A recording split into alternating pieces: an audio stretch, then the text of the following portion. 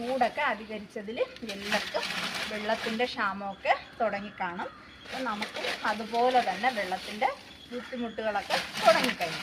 അപ്പോൾ നമുക്ക് എന്ത് ചെയ്യാം? അങ്ങനെ വരുമ്പോൾ നമുക്ക് അതിനൊരു പരിഹാരം കാണാം. അതായത് നമ്മൾ കിച്ചണിൽ യൂസ് ചെയ്യുന്ന, അതായത് അരി അരയ്ക്കുന്ന മാവ്, അതായത് ഉപയോഗിക്കുന്ന അരിയിലെ ഉഴുന്നിൻ്റെ കഴുകുന്ന വെള്ളം, പരിപ്പ് കഴുകുന്ന വെള്ളം, അരി കഴുകുന്ന വെള്ളം, നമ്മുടെ കഞ്ഞി വെള്ളം, ഇതെല്ലാം കൂടെ നമ്മൾ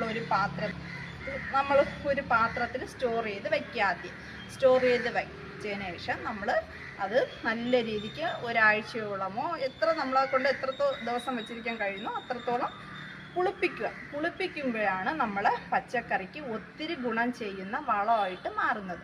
അങ്ങനെ നിങ്ങൾ ചിന്തിക്കും, പുളിപ്പിക്കുമ്പോൾ സ്മെല്ലാകില്ലേ? അപ്പോൾ അങ്ങനെ നമുക്ക് ഒരു നാരങ്ങ വലിപ്പമുള്ള ശർക്കര, നമ്മുടെ ശർക്കര കൃഷിയിൽ പ്രധാനമായിട്ട് പ്രാധാന്യം വഹിക്കുന്ന ഒന്നാണ്. അപ്പോൾ അതിൽ ഒരു പീസ് ശർക്കര നമുക്ക് അതിലോട്ട് ആഡ് ചെയ്തിട്ട് കൊടുത്തിരുന്നാൽ മതി.